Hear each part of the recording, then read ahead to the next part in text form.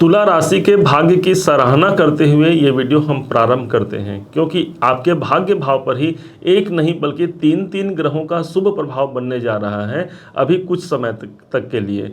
ये जो समय होगा उसका प्रारंभ हो जाएगा 14 जून से लेकर के पूरे 16 जुलाई तक के समय तक।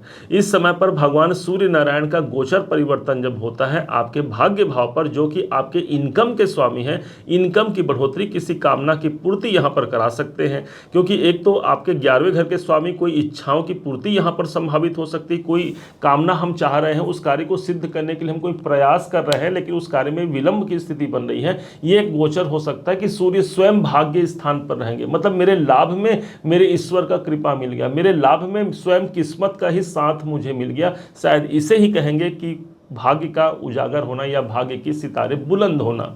दूसरे तरफ से एक ऐसा संजोग भी बनेगा कि ठीक 14 जून से लेकर के 29 जून तक का समय होगा, जिस समय पर त्रिग्रही योग का निर्माण हो जाता है। अब ये योग बनेगा ठीक नवम भाव पर। देखा जाए तो अब एक नहीं बल्कि तीन तीन ग्रहों का साम्राज्य देखने को मिलेगा, प्रभाव देखने को मिलेगा। एक ऐसी राशि पर सूर्य जा रहे हैं जो कि मिथुन राशि है। मिथुन राशि स्वयं एक वायु तत्व की राशि मानी गई है और भगवान सूर्य अग्नि तत्व के ग्रह माने गए हैं। आपने देखा होगा जब आग जलती नहीं तो हम क्या करते हैं, उसमें फूंक मारते हैं। फूंक मारने से वही आग धधक करके जलने लग जाती है। ठीक इसी प्रकार से भाग्य भाव पर ये योग बन रहा है। कितना भी सोया हुआ भाग्य है, इस टाइम पर जलने की, अर्थात उसमें धधक की स्थिति उत्पन्न होगी, जो प्रचंडता के रूप में हमें सफलता प्रदान करा सकता है। एक ऐसा संजोग यहाँ पर सिद्ध हो सकता है।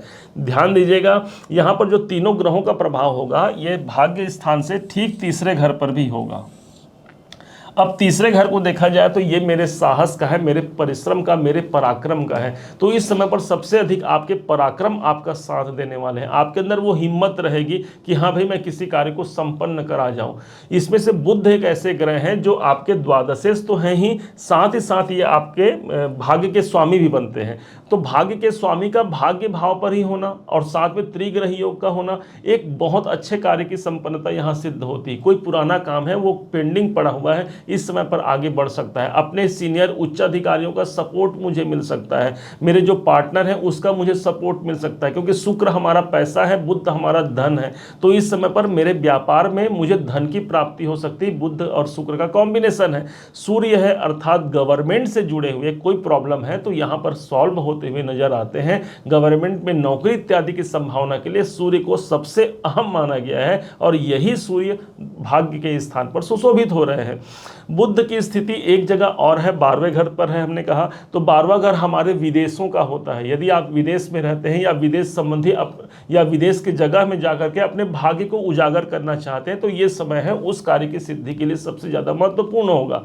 यही नहीं, जब भी पिताजी के स्वास्थ्य के लिए हमको ध्यान रखने की आवश्यकता रहेगी, क्योंकि 12वें घर के स्वामी नवम में आ रहे हैं। पिताजी के स्वास्थ्य में नरमा गर्मी यहाँ पर दिख सकती है।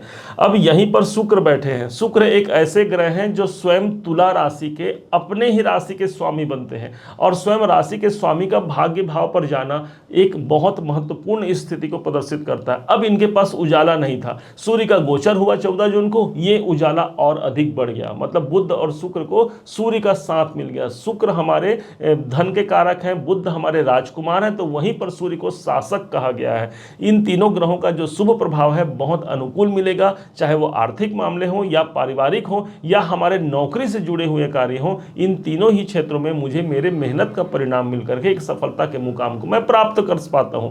कोई एग्रीमेंट यहां पर सिद्ध हो सकता है, धन से जुड़े हुए कोई व्यावसायिक एग्रीमेंट आप कर सकते हैं इस टाइम पर, क्योंकि तीसरा घर मेरे एग्रीमेंट का है। यदि आप स्पोर्ट्स में हैं, कोई ऑनलाइन संबंधी कोई काम करते हैं, कोई ट्रेडिंग इत्यादि से जुड़े हुए हैं, कोई कंप्यूटर से जुड़े हुए कार्य करते हैं, IT फील्ड में है, उन सब लोगों को यहाँ पर सफलता मिलने की संभावना बनती है। अब जो बच्चे हैं पढ़ाई कर रहे हैं, उनके पढ़ाई के लिए भी एक अच्छा समय है, क्योंकि नवम भाव मेरे उच्च शिक्षा का है। स्वयं देखिएगा आपके अंदर भी एक नए शिक्षा की जागृति आएगी, एक नए ज्ञान की वृद्धि होगी, जिसके माध्यम से मैं अपने जीवन को उन्नत बना सकता हूं।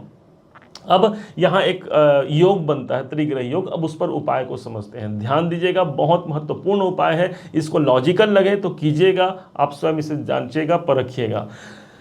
तीन ग्रहों का योग। आपने तो एक चीज देखा होगा कि किन्नरों को कुछ लोग दान देते हैं और उससे पैसा आशीर्वाद स्वरूप ले लेते हैं और अपने पर्स में रखते हैं। इसके पीछे जो लॉजिक है वो यही है कि बुध और शुक्र का कॉम्बिनेशन हमको किन्नरों से धन लेने को एक की बात कहता है। इसका मतलब बुध एक ऐसे ग्रह हैं जो रिप्रेजेंट करते हैं किन्नरों को, और शुक्र है पैसा, साथ में सूर्य यहाँ पर बैठे हैं, सूर्य है गवर्नमेंट का सूचक जो पैसे में बना होता है।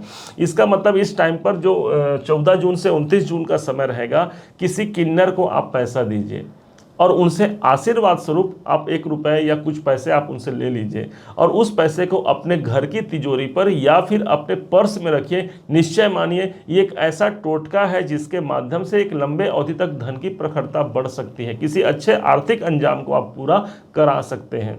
इसके अलावा अब प्रश्न उठता है, भाई हम यदि बाहर न जा पाए तो, यदि किसी किन्नर को न मिल पाए तो हम क्या कर सकते हैं? तो इसके लिए उपाय समझिएगा। बुध हमारा एजुकेशन है और साथ ही साथ शुक्र हमारा पैसा है, तो कोई एक ऐसा पुस्तक, कोई एक ऐसा बुक जिसको आप रीडिंग भी कर पाए इस दिनों पर, उसमें एक नोट डाल दीजिए, 10, 20, 50, 100 जो आपको लगता है, एक नोट डाल दीजिए और उस पुस्तक को आपको पढ़ाई भी करना है जिससे आपके नॉलेज बढ़ने चाहिए। इस प्रयोग के माध्यम से इस बुध शुक्र के युति को हमने मैच कर लिया, इस सूर्य के युति को हमने मैच कर लिया और जिसके द्वारा मेरे कार्य की संपन्नता, भाग्य की जागृति, क्योंकि भाग्य स्थान पर ही है, और साथ ही साथ मेरे आर्थिक लक्ष्य को मैं प्राप्त कर सकता हूं, एक ऐसा आप उपाय कर सकते हैं।